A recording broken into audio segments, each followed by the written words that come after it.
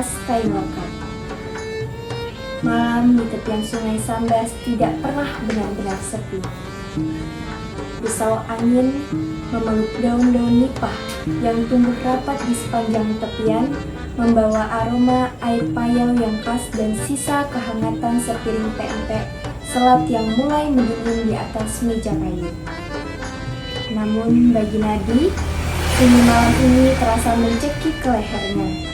Di tangannya, selembar kain lekat sarung tenun khas Sambas bermotif pucuk rebung dengan warna yang mulai memucat, tergenggam sangat erat hingga buku-buku jarinya memutih.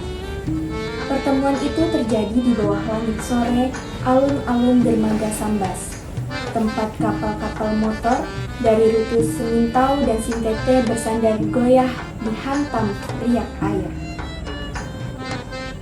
Nadi, seorang pemuda berusia 20 tahun yang sehari-hari bekerja sebagai desainer grafis lepas sekaligus pengasih cerita tulisan Sambas, sedang sibuk membidikan kamera DSLR-nya ke arah arsitektur megah istana Al-Wadzi Kobilah.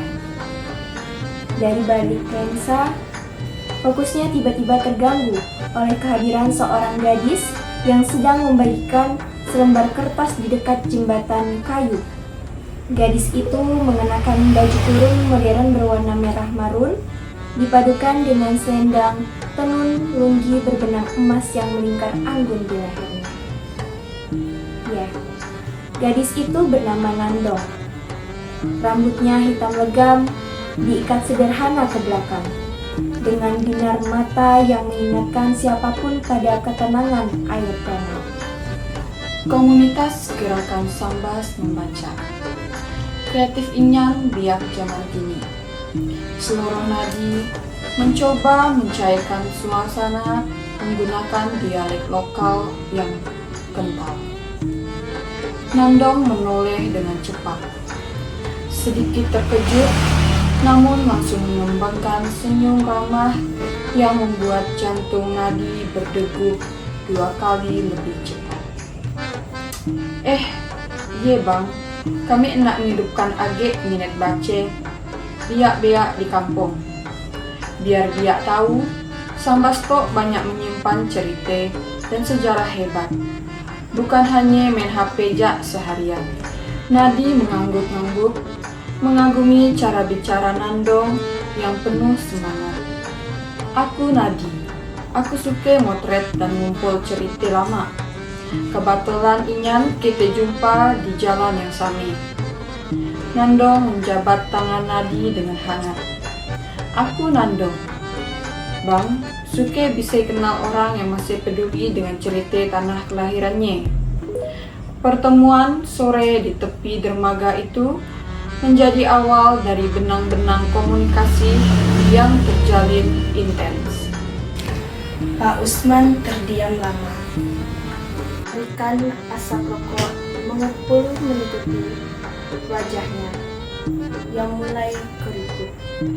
Nadi, kau tahu siapa Bapak Il Nandong sebenarnya? Tanya Bapak Usman. Suara berat dan rendah bergemar di antara dinding-dinding papan kayu yang sunyi. Tahu, ya, Pak Syukur, beliau tokoh adat yang sangat dihormati di kampung dalam. Jawab Nadi dengan nada setengah mungkin. Walau hatinya mulai merasa tidak enak, Pak Usman menghela napas panjang. Wajahnya mendadak mengerasi dikuasai amarah. Masa lalu, mun kau tahu, putuskan hubunganmu dengan hari itu. Usah nak kau sebut namanya. Ada cerita lama, ada urusan tanah dan merwara, bahari yang belum tuntas antara akimu dan akinya Delok. Aku pun menurut patuha orang-orang tua, sisilah keturunan kita, toh masih ada hubungan kerabat dekat dengan biasa kawin mengawin.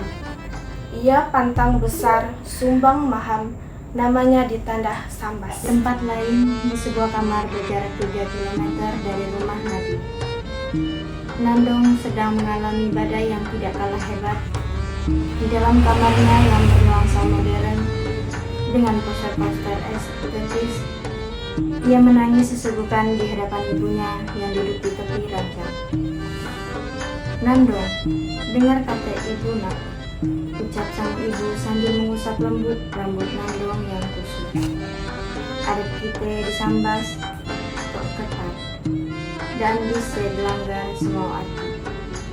Menolak petuang orang tua dan melanggar sisilah itu sama aja kau mengundang bencana parau untuk keluarga kita. Kamu karena galare anak kaulat oleh orang sekampung." Nandong mengangkat wajahnya yang basah oleh air mata, menatap ibunya dengan pandangan yang memancarkan kemarahan serta keputusan yang tertahan. "Tapi Bu, kami daan buat salah sikit pun. Kami berdua sama-sama nak membangun Sambas. Nak buat hal positif untuk literasi dia di situ. Mengapa hal lama yang kami berdua dan tahu harus menanggung akibatnya kini kok. Itu hidup Nandong Bu, bukan hidup orang-orang zaman dulu yang masih menyimpan dendam," teriak Nandong dengan suara bergetar, menumpahkan segala sesak yang menyumbat dadanya. Sore itu langit tampak temaram, tertutup awan mendung yang berarak lambat. Angin perbukitan berhembus kencang, menerbangkan beberapa helai rambut Nandong yang lolos dari ikatan. Nandong menggenggam jemari Nadi dengan sangat erat, seolah-olah jika ia melepaskannya sedikit saja, kemudian di sampingnya akan lenyap ditelan angin. "Takut, Bang, aku takut ingat. Tapi jika tidak salahkan, legenda kuno Bujang Nani dan Jari Nandong yang sering kita baca di buku sejarah sekolah. Apa kita akan berakhir tragis sama macam dia dua, dikubur hidup-hidup di dalam bukit karena tuduhan melanggar adat yang daan suah dia berdua lakukan." Malam harinya, ruang tengah rumah panggung milik ketua adat dipenuhi oleh perwakilan kedua belah keluarga yang besar yang meraba. Suasana di dalam ruangan sangat tegang, bagai genangan minyak tanah yang siap meledak berkeping-keping hanya dengan satu percikan kecil korek api. Nani dan Nandong didudukkan berdampingan di tengah-tengah ruangan, beralaskan sebuah tikar yang dingin. Di depan mereka, para ketua adat duduk bersila dengan wajah datar tanpa ekspresi, seperti patung-patung batu yang tidak memiliki hati. "Kita dua lah melanggar batas adat yang sah," ucap salah satu ketua adat yang berambut putih dengan nada suara yang teramat dingin. "Hubungan kita tuh dilarang keras.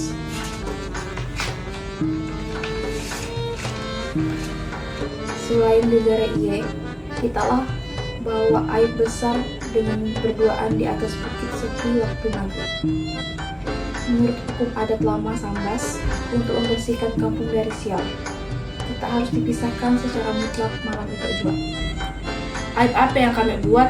Kami hanya membuat rencana untuk masa depan literasi pihak Sambas. Ngapain bapak-bapak di situ lebih percaya fitnah orang luar daripada dengar penjelasan dari kami?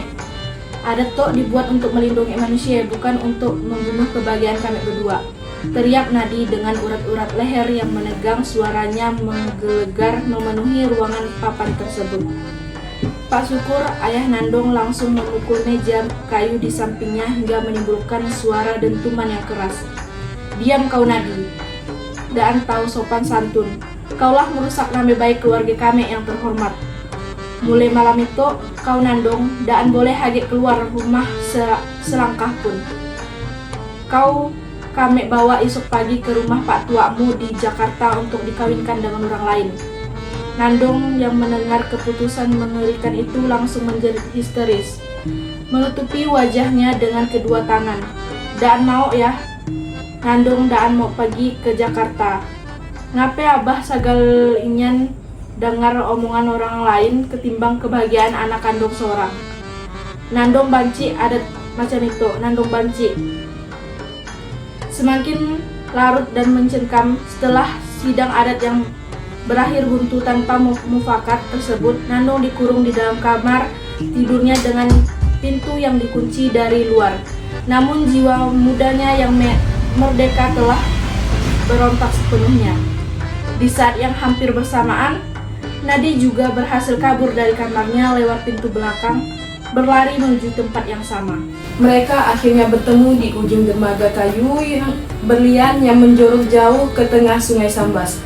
Lampu-lampu jembatan Sambas yang megah di kejauhan memberikan refleksi warna kuning dan merah di atas permukaan air sungai yang beriak abu-abu gelap. Berputar-putar menciptakan pusaran air yang mengerikan. Nadi, bisik Nandong lirih. Seluruh tubuhnya bergetar hebat karena kombinasi udara malam yang dingin dan ketakutan yang teramat sangat.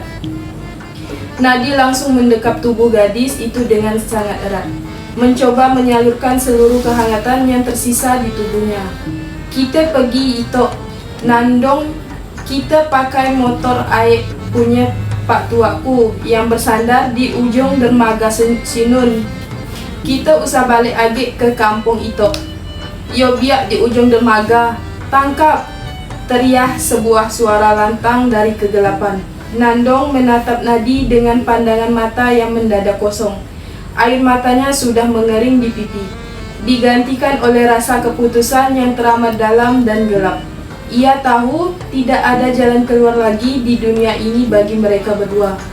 Bang, dunia itu tempatnya luas, tapi sian sejengkal pun tempat yang aman untuk kita berdua bersatu. Kemanapun kita lari, hantu adat dan silsilah keluarga tetap akan mengejar dan nangkap kita.